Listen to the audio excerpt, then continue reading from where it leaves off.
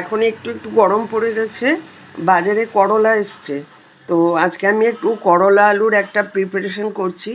করলা আলুর ভর্তা নাম দিলাম। হ্যাঁ, আর দেখুন আমি বানাচ্ছি, আপনারা বানিয়ে খেতে পারেন, মুখটা পাল্টাবে, একটু ভালো লাগবে।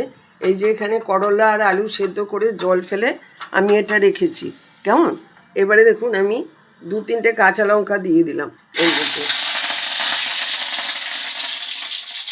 তারপরে আমি একটু পেঁয়াজ দিচ্ছি। পেঁয়াজটা একটু বেশি করে দেবেন, দেখবেন ভালো লাগবে খেতে। পেঁয়াজটা ভালো করে ভেজে নেবেন। আপনার যদি মনে হয় আপনি একটু কালো জিরেও ফোড়ন দিতে পারেন, ভালো লাগবে কালো জিরে ফোড়ন দিলে। পেঁয়াজটা ভেজে নিলাম। এখন এই গরমে ইয়েতে মানে ভাতের প্রথম পাতে দুপুরবেলায় ভালোই লাগবে করলা সেদ্ধটা, কেননা এরপরে নিম পাতা উঠছে এখন কচি কচি। আমাদের ডায়ালিসিসের পেশেন্টদের তো মুখটায় রুচি থাকে না, না তো মাঝে মধ্যে খেলে একটু অন্যরকম বানিয়ে আপনার দেখবেন বেশ ভালো লাগবে। পেঁয়াজটা যেই ভাজতে নেবেন, পেঁয়াজটা ভাজতে ভাজতে এতে একটু লবণ দিয়ে দেবেন। আমি অল্প লবণ দিলাম, কেননা আমি তো ওতে সেদ্ধটা লবণ দিয়ে করেছি, তাই জন্য খুব কম লবণ দিলাম। আপনারা আন্দাজ মতন লবণটা দেবেন।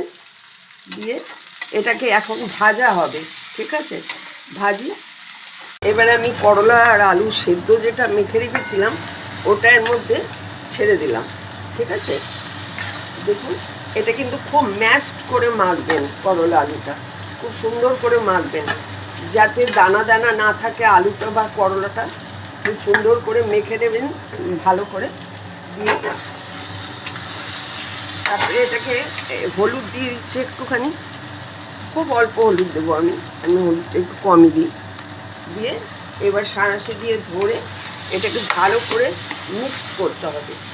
যত ভাজবেন তত টেস্ট বাড়বে এটা, ওই জন্য ভালো করে ভাজতে হবে, সুন্দর করে ভেজে নেবেন।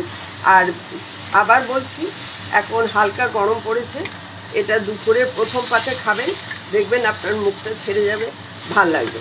আপনার যতটা ইচ্ছে আপনি ঝাল দিতে পারেন, এতে একটু ঝাল ঝাল করলা মাখা ভালোই লাগবে খেতে, ঠিক আছে। আজ এই পর্যন্ত রাখছি, এটা ভালো করে ভাজি আমি এখন।